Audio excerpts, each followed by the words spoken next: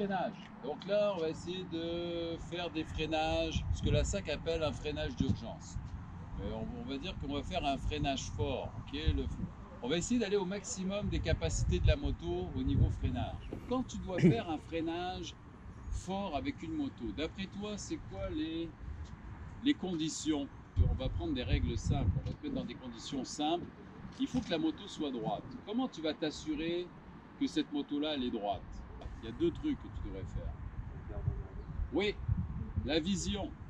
Donc regarde, quand tu vas faire un freinage fort, assure-toi de regarder loin. Hein, si tu es sur une route qui est légèrement cabossée, etc., là, il faut absolument que tu regardes loin. C'est la seule chose qui va te garantir que cette moto est droite. Qu'est-ce qui va te garantir que la moto est droite? Deuxième point. La posture, peut-être? Comment tu vas faire pour être sûr et certain que ta roue elle est droite là? Ah, guidon. Oui, guidon droit, mais tu vas faire comment? Comme ça? Oui, regarde, tu vas barrer tes bras. Moi, je viens d'un pays où on est avec les bras de la même longueur. Ça veut dire que quand mes bras sont barrés comme ça, la garantie que j'ai, c'est quoi? Ton auto. C'est quoi qui se passe dans l'auto? Oui, c'est exactement ça. Hein. Tu le sors là, tout le poids s'en va vers l'avant, même le tien là. Toi, tu te retiens quasiment sur le volant pour pas. C'est quelles roues qui vont vraiment t'arrêter dans l'auto? On est tous dans l'auto. C'est exactement la même dynamique. À une différence près, regarde, quand tu freines avec ton auto, tout le poids de l'ensemble va aller se placer entre les deux roues.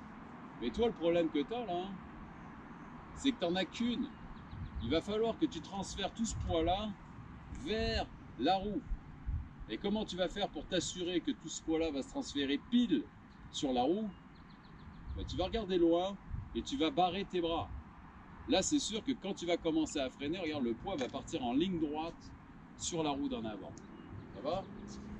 Ferme le gaz, barre tes bras. Regarde, cette moto-là, c'est une moto ergonomique. Mes bras sont déjà barrés. Tu verras que sur le modèle custom, là, tu es quasiment obligé de te pencher en arrière pour barrer tes bras et t'appuyer contre le guidon. On va prendre notre ami ici. Tu vas venir derrière moi. Regarde bien, l'importance de barrer ses bras. Tu vas mettre les deux mains. Bon, maintenant, pousse. Ah ouais, mais pousse, bordel. Sois pas timide, la pousse. Allez, pousse. Mais qu'est-ce qu'il fait là? Je sais pas. Pousse. Pousse. Il met de la crème. Allez, pousse. Pousse. Encore. Bon, on va en prendre un vrai, là. On va prendre lui. Viens derrière moi. Sois pas timide. Allez, vas-y, pousse. Bon, qu'est-ce que tu es en train de constater là? Que vous avez l'air bizarre. Regarde, tu vois bien que c'est la fourche et la suspension qui sont en train d'encaisser l'énergie. C'est pas moi là. Maintenant, regarde, on va le refaire, mais j'ai pas les bras barrés. Tu vas doucement, ok? Oh ouais. Vas-y. Donc là, tu vois, regarde. S'il y allait vraiment franco, là, regarde, la face, elle ferait ça là. Paf! Bon, là, je parlais de transfert de poids. Comment tu vas prendre tes freins? Doucement, c'est un freinage d'urgence. C'est le gaz que tu barres tes bras et que tu snaps tes breaks. Qu'est-ce qui va se passer? Ben, si tu n'as pas d'ABS, c'est sûr que ça va barrer les roues. Puis je te le dis, là, la demi-seconde plus tard, là, tu es à terre, c'est sûr et certain. En fait, quand tu fais un freinage fort en moto, il va falloir que tu saches perdre du temps, un tout petit peu de temps, pour t'assurer que tu es bien placé. Comment tu vas prendre tes breaks, tes deux freins?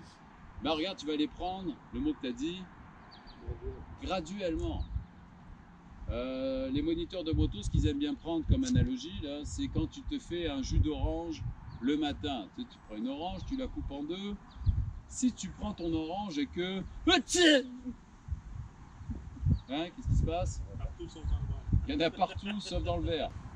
Donc tes breaks, il va falloir que tu les prennes graduellement pour justement favoriser ce transfert de poids vers l'avant. Au début, tu vas le prendre doucement. Là, il va y avoir du poids qui va se transférer vers l'avant. Le pneu va s'écraser, il y a plus de surface de contact, donc tu as plus une capacité de freinage.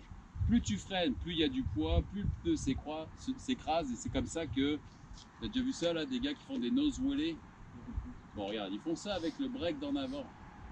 c'est que quand la roue elle est rendue ici dans les airs, là, c'est quoi la capacité de freinage de la roue? C'est 0 puis une barre, on est tous d'accord avec ça là? Regarde, ton meilleur break c'est le frein en avant. Mais la règle numéro 1 qui est dans le livre, À la page 1. à la page 1, c'est... Il n'y a qu'une page dans le livre, hein, c'est ça? Oui. C'est écrit petit. C'est qu'il faut que tout ça, ça soit droit. Donc regarde, la séquence, elle n'est pas compliquée. Donc, tu vas fermer le gaz, barrer tes bras et regarder loin. Et là, tu vas prendre tes freins graduellement comme tu prendrais ton orange le matin. C'est-à-dire que regarde, tu la prends tout doucement, ça coule, et à la fin, t'en extrais la dernière goutte. Là. Les freins, tu vas les prendre exactement de cette façon-là. Doucement au début et de plus en plus fort. Ce que je devrais voir, la moto qui pique du nez, comme l'auto. Hein, regarde, elle pique du nez l'auto quand tu freines. C'est ça que je devrais voir. Mais tes yeux, eux, ils restent loin. Normalement, si tu prends les freins comme il faut, cette moto est munie d'un ABS, là on le voit ici. Si tu les prends comme il faut, je ne devrais même pas entendre l'ABS embarqué là-dedans. Je ne devrais pas entendre le tac tac tac. Et regarde bien la manette. La manette, regarde bien où est-ce que je l'amène. Je peux l'amener complètement sur la poignée. Il faut que tu prennes le temps de fermer ton gaz et aller chercher ta manette graduellement jusqu'à l'amener sur la poignée.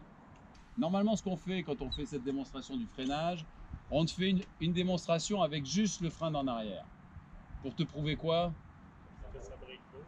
Que ça break pas. Exactement, ça break pas du tout. Hein, regarde, quand tu as pris une bêche avec ton 10 vitesses quand tu avais 10 ans, c'était à cause de quoi? Le break d'en avant. Et que qu'est-ce que tu as fait après, une fois que tu as compris que lui, là, il est puissant? Ben, c'est ça, tu t'es concentré sur le break d'en arrière. Et qu'est-ce que tu t'amusais à faire avec tes amis dans la rue? Ben oui, hein, celui qui laisse la plus longue. On s'entend, regarde, le vélo, c'est pareil. Le transfert de poids se fait en avant. Il n'y a plus de poids en arrière. Donc ça va glisser. C'est pour ça que si tu regardes ces motos, comment elles sont fabriquées, ou même celle-là, tu verras que tu as un énorme disque en avant, puis tu n'as presque rien en arrière. La moto que tu m'as vu utiliser tantôt, là, il y a 2 disques en avant, avec 2 pistons sur chaque disque. Brembo. Et en arrière, là, il y a un petit disque de rien. Bon, qu'est-ce que tu pourrais utiliser d'autre pour te ralentir? La compression. Si tu veux utiliser la compression pour te ralentir, ça veut dire que ta clutch, tu vas la prendre quand? Avant Mais si tu la prends rapidement tout de suite, il va se passer quoi? Tu vas avoir accéléré. On s'entend là. Tu n'utilises pas la compression, là au contraire, la moto là, va vouloir continuer à accélérer. Là. Regarde, la séquence, c'est pas compliqué, c'est la même chose que l'auto. Regarde, tu roules en auto, il y a un problème. Qu'est-ce que tu fais? Tu enlèves le pied du break, du gaz, et tu le mets où? Sur le break. Freine. Et quand tu es sur le bord de t'arrêter, qu'est-ce que tu vas faire avec ton auto? C'est ça, tu vas débrayer, et c'est là que tu vas te mettre dans le bon rapport. Le problème de la moto, c'est que la boîte, elle est séquentielle. Tu ne peux pas sortir la 5 et mettre la 2. Tu es obligé de passer par toutes les étapes. Mais si tu veux utiliser la compression en moto, ferme le gaz, barre tes bras, regarde loin. Fais un transfert de poids graduel jusqu'au maximum. Et quand tu es quasiment sur le bord de t'arrêter, ça va être le moment de prendre ta clutch et descendre une coupe de vitesse. Pourquoi on fait ça? Parce que c'est ça. Si tu veux décoller en 4, tu verras que ça va pas bien. Hein, surtout si tu regardes dans tes rétroviseurs et que tu vois écrit cam à l'envers, ça fait Mac.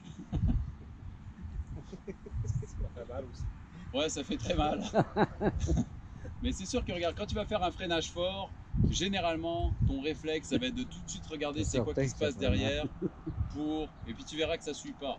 Généralement, tu verras que les gens derrière, ils s'attendent pas à ça. Il y a un effet de surprise. Il y en a qui sont super occupés à faire autre chose.